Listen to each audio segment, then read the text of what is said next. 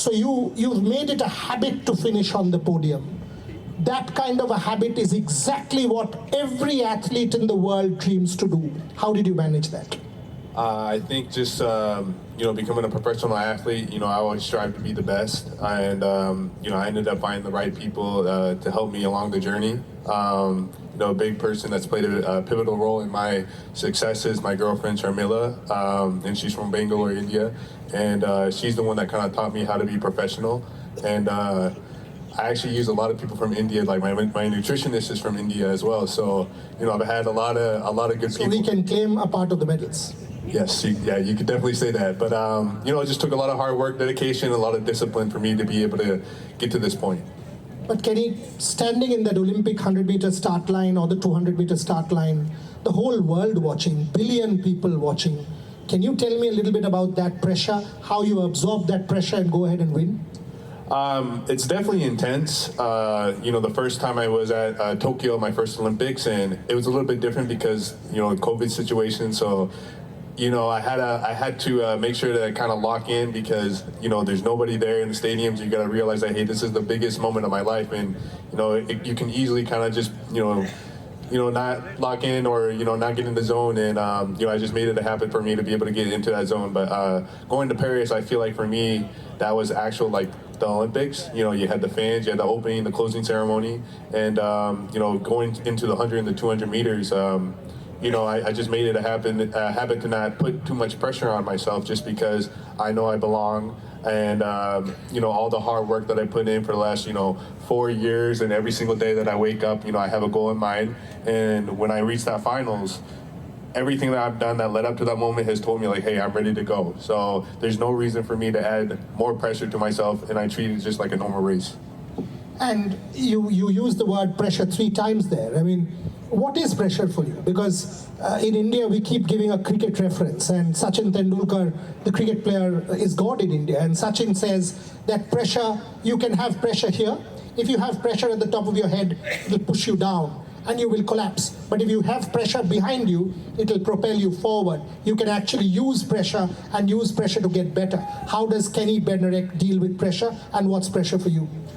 Pressure for me, I think me in the past, I would always put so much pressure on myself, like, hey, I have to win this, I have to hit this time. And then when I started doing that, I would never hit the goal that I wanted to hit. So, with wins or losses, I always just look at what I can do to improve myself. And for me, I honestly just say there's no pressure. Like I said, I belong here. All the work that I've done has led up to this moment. So I just use all the training and the sacrifices, and I just help that propel myself off the blocks. Most consistent sprinter in this particular year, 2025, and yet when I speak to you, you are like, the 1919 of Usain Bolt, the 200 meters, you want to chase that down, you want to chase a gold medal down, you are still as hungry. How do I understand that? The hunger, that kind of, for me, what the little I've gotten to know you today, the hunger defines Kenny Bednarek.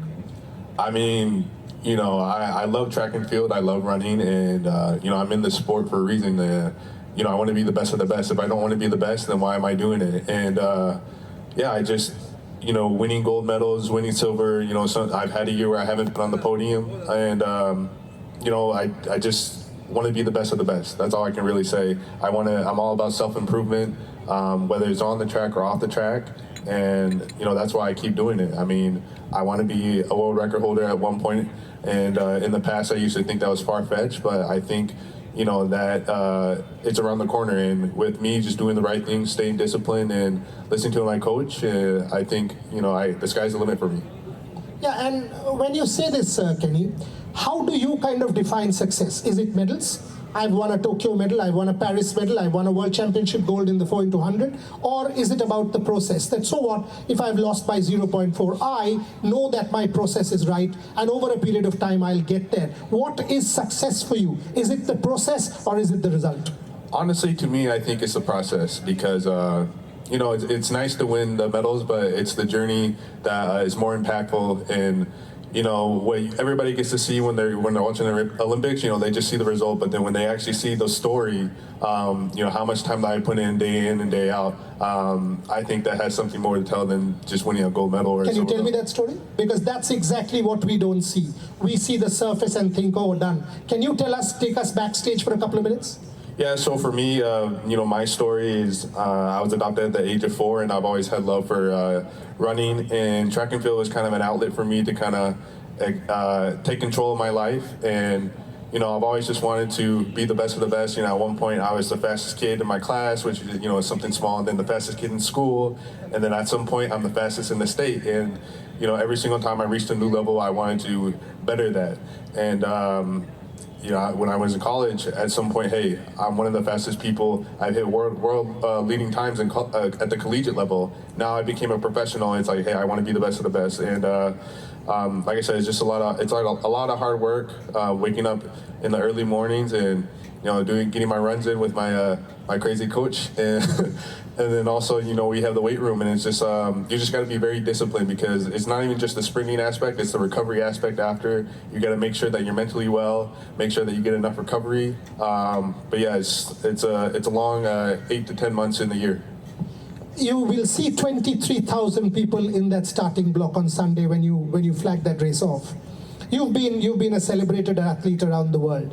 When a city embraces an event like this, Paris did for the 2024 Olympic Games, what does it mean for a city? Because we also celebrate not just the games for the medals or the records broken, but also how a city embraces an event, right? Calcutta has embraced this race. Thoughts? I definitely, you know, first of all, I'm just going to say that I'm honored to be here, and I'm happy that Kolkata has embraced me, and you know, I'm just honored to be the ambassador for this event. But it's really amazing to see the city come together. From, you know, what I heard, you know, there wasn't that many people in the beginning, but now you have over 23,000 people, you know, attending this event. And you know, just getting a running culture here, I know it means a lot.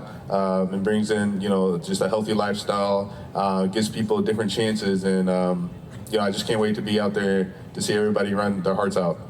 What really sort of struck me today when we interacted in the morning is that when you mentioned to me that you went to a school, when you went to multiple events, and Kolkata really knew about you. We were ready for Kenny Bednarek coming to our city, celebrating you.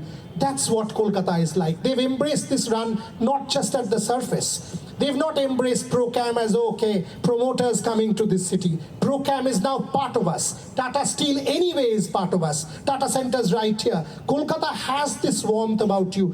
Do you feel the same in the last couple of days that you have been here, that this city gives you or embraces you?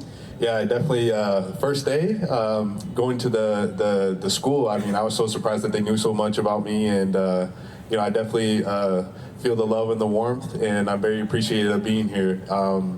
You know, they had some jokes about my dog Rambo, and it was just funny, but I definitely am honored to be here, and I'm thankful that Kolkata has embraced me. Why Kung Fu Kenny? Kung Fu Kenny has a set of values to me, which is humbleness, discipline, respect, and dedication. And, you know, I want to live those values on and off the track. That whole thing started just because I wanted to stand out as an athlete. You know, we have different sponsors when we're out there on the track, so you just see a lot of the main sponsors, no character. And, you know, putting a headband on, you know, just wanted to express myself in a different way.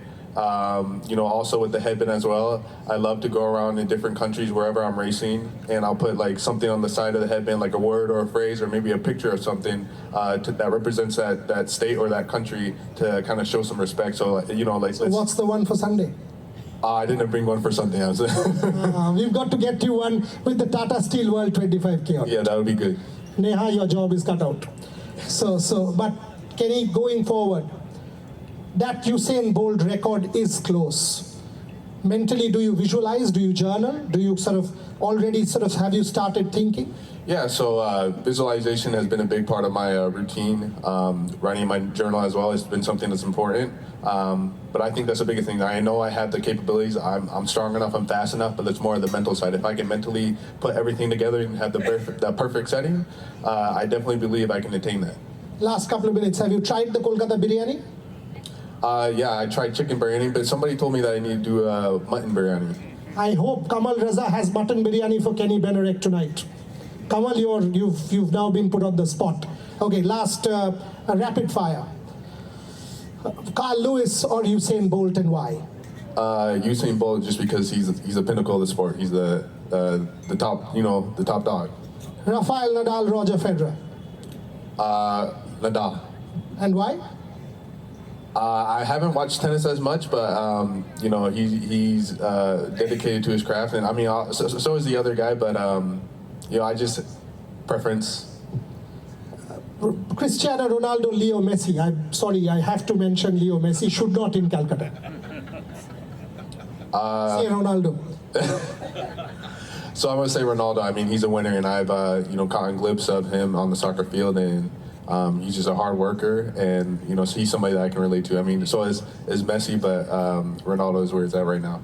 Okay, and an Indian athlete who you want to have a chat with, or who can actually sort of be someone whose values you've been impressed by. So I said I would want to see Neeraj Chopra. I've seen him at some Diamond Leagues, I've seen him at the Olympics, and I've never really had the opportunity to actually, sit down and speak with him and get to know who he is as a person, but I'm definitely interested in having a talk like that with him. So Brocam, next time round in Kolkata, when Kenny Bednarek wins that Los Angeles gold medal at home in 2028, the 15th edition of the Tata Steel World 25K should have Neeraj Chopra and Kenny Bednarek together. So Anil Singh, I hope you're listening. Okay, final question to you, Kenny Bednarek. The one thing that you want to achieve in this already illustrious career of yours, is it that world record? Is it that Olympic gold medal, the Diamond League, the World Championship, or the 1919 of Usain Bolt? Oh, that's a tough question. For me right now, I'd just say that gold medal. When I get that, nobody can take that away from me. World record, it would be nice to have, but at the end of the day, records are meant to be broken. So somebody could break that record sooner or later, you know what I mean? So I'd rather be a gold medalist because that's forever. Ladies and gentlemen, one of the best in the world, put your hands together, whose peak hasn't come, our international events ambassador, Kenny Bednarek. Thank you very much, Kenny, for joining me on stage. Thank you very, very much.